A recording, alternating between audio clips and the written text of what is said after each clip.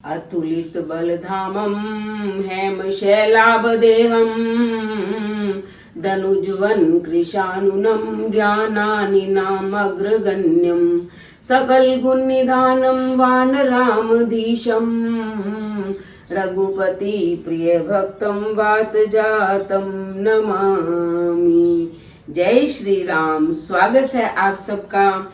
आप सबको हनुमान जयंती की हार्दिक हार्दिक शुभकामनाएं। अभी चैत्र महीने की नवमी के दिन भगवान राम ने अवतार लिया और पूर्णिमा के दिन हनुमान जी ने, इसलिए चैत्र पूर्णिमा को हनुमान जयंती मनाई जाती है। जब धरती पर हाहाकार मचा, राक्षसों का अत्याचार बढ़ा, तब भगवान विष्णु ने राम के रूप में राजा दशरथ के घर में अवतार लिया और उन्हीं का साथ देने के लिए भगवान शंकर ने भी 11वें रुद्र के रूप में अवतार लिया। वानर राज केसरी की पत्नी अंजना जो थी वो इनकी माता थी। हनुमान जी का जैसे ही जन्म हुआ कुछ ही दिनों बाद उन्होंने सूरज को देखकर सोचा कि ये लाल रंग का कोई फल है, वो उसे खाने के लिए दौड़े। जैसे ही दौड़े, कुदरती उस दिन क्या था, सूर्य ग्रहण था। राहु सूर्य को पकड़ने जा रहा था। राहु ने देखा ये कौन सूरज को पकड़ने जा रहा है मुझसे पहले,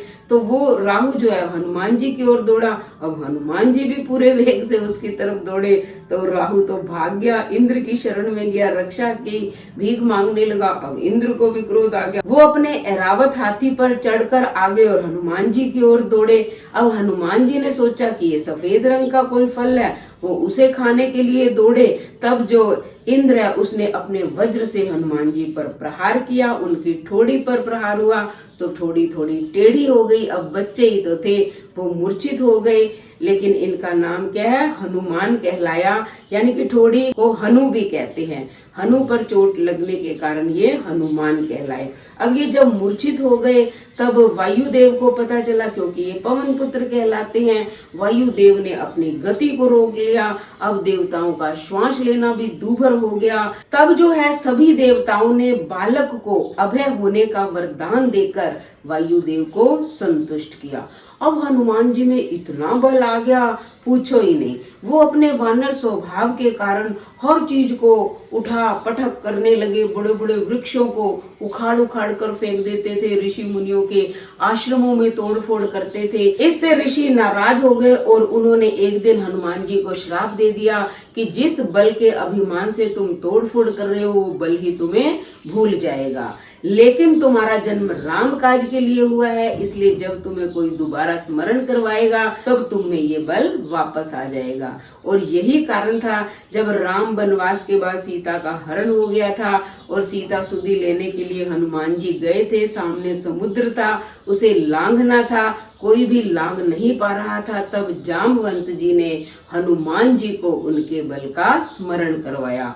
फिर जो है हनुमान जी में पूरा जोश, बल, बुद्धि, ताकत सब आ गया और हनुमान जी चले। समुद्र लांघते समय उन्होंने नाग माता सुरसा को संतुष्ट किया, परछाई देखकर खाने वाली सिंहिका का वध किया, लंका के द्वार पर लंकनी को मारा और फिर विभीषण से पता पाकर वो अशोक वाटिका में पहुंच गए। वहां माता सीता का दर्शन किया, फिर अशोक वाटिका उजाड़ दी और उन्होंने अक्षय कुमार को मार दिया। रावण के दरबार में भी अपने महत्व को, अपने बल को दिखाया। जब रावण ने पूंछ में आग लगाई तो उन्होंने पूरी लंका ही जला दी और फिर माता सीता से चिन्ह स्वरूप जो है चूड़ामणि लेकर श्री राम जी के पास वापस आ गए और फिर उन्होंने सेतु बनाया। उसमें भी हनुमान जी की महान भूमिका रही है। जब लक्ष्मण को शक्ति लगी थी तब यही हनुमान जी जो है संजीवनी बूटी लाने के लिए गए थे और रास्ते में काल नेमी का वध किया इन्होंने। जब बूटी का पता नहीं चला तो पूरा द्रोणगिरी पर्वत ही उठा कर ले आए और लक्ष्मण जी के प्राण बचाए। जब अहि रावण राम और लक्ष्मण को पाताल लोक में ले गया तो वहां भी ये अहि रावण का वध करके राम और लक्ष्मण को छुड़ाकर ले आए। उसके पश्चात जो है वापस जब ये अयोध्या आए हैं, भगवान राम का 14 वर्ष का वनवास पूरा हो गया था, तब भरत को भी भगवान राम के आने का समाचार हनुमान जी ने ही दिया था, क्योंकि हनुमान जी ही सबके कष्टों को दूर करने वाले हैं। जब जब किसी भक्त पर भीड़ पड़ती है, तब तब अगर हम हनुमान जी का नाम लेते हैं तो वो तुरंत कष्ट काटने के लिए आ जाते हैं, किसी भी रूप में आ जाते हैं। जब भगवान राम का राज तिलक हो रहा था, तब विभीषण ने सुंदर दिव्य रत्नों की माला भगवान राम के गले में डाली। अब हनुमान जी हैं, राम के परम भक्त हैं, उन्होंने वह माला हनुमान जी को पहना दी। हनुमान जी ने अपने गले से माला निकाली और एक एक मोती तोड़ तोड़ कर फेंकने लगे। अब किसी के उपहार का कोई अपमान करे तो ये तो सहन नहीं होता। जब विभीषण ने देखा तो उन्होंने हनुमान जी से पूछा कि तुम ये क्या कर रहे हो, ये कीमती रत्नों की माला है, इसे तोड़ क्यों रहे हो? तब हनुमान जी ने कहा कि मैं इसलिए तोड़ रहा हूँ, मैं इनमें भगवान राम के नाम को देखना चाहता हूँ। अगर भगवान राम का नाम ही अंकित नहीं है तो ये रत्नों की माला मेरे लिए बेकार है। तब विभीषण ने कहा, इन पे तो अंकित नहीं है राम का नाम, क्या तुम्हारे हृदय पर अंकित है?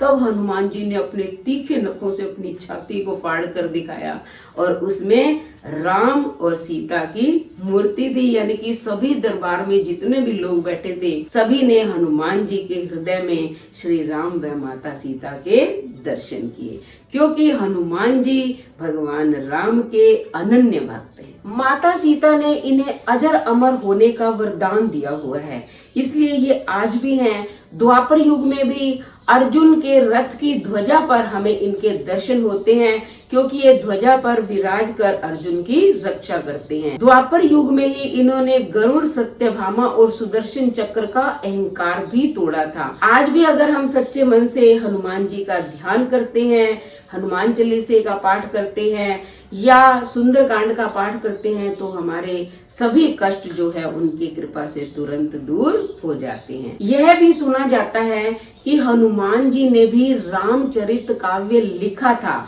लेकिन उसी समय वाल्मीकि जी ने भी रामायण लिखी थी। तब वाल्मीकि जी ये देखकर दुखी हो गए कि अगर हनुमान जी का रामचरित्र पूरे लोक के अंदर प्रसिद्ध हो गया तो मेरा आदि महाकाव्य तो बेकार हो जाएगा। इसलिए हनुमान जी ने अपने वो रामचरित वाली शिलाएं सारी समुद्र में बहा दी, क्योंकि वो तो केवल भगवान राम का नाम लेना चाहते हैं, उनका भजन कीर्तन करना चाहते हैं। उन्हें यश, प्रशंसा, बड़ाई की कोई इच्छा नहीं है। तो कल 27 अप्रैल मंगलवार को हनुमान जयंती है। आप भी हनुमान जी की पूजा कीजिए, हनुमान जी पर संधूर अवश्य चढ़ाएं। संधूर की आपको घटना बताती हूँ। एक बार माता सीता जो है वो अपनी मांग में सिंदूर भर रही थी। उसी समय हनुमान जी पहुंच गए। उन्होंने पूछा, माँ ये क्या कर रही हो? तब माँ ने कहा कि बेटा ये मैं सिंदूर भर रही हूँ, इससे श्री राम खुश हो जाते हैं। तब हनुमान जी तो एक बोरी भरकर सिंदूर लाए और अपने पूरे शरीर पर ही उन्होंने डाल लिया और ये सोचा कि जब चुटकी भर सिंदूर माँ लगाती है उससे भगवान इतने प्रसन्न होते हैं, तो मैंने तो अपने पूरे शरीर को ही सिंदूर से रंग लिया है। इसलिए हनुमान जी को सिंदूर विशेष प्रिय है। आप सिंदूर चढ़ाएं, उनकी पूजा करें, पाठ करें और चूरमा, लड्डू, बूंदी का भोग लगाएं।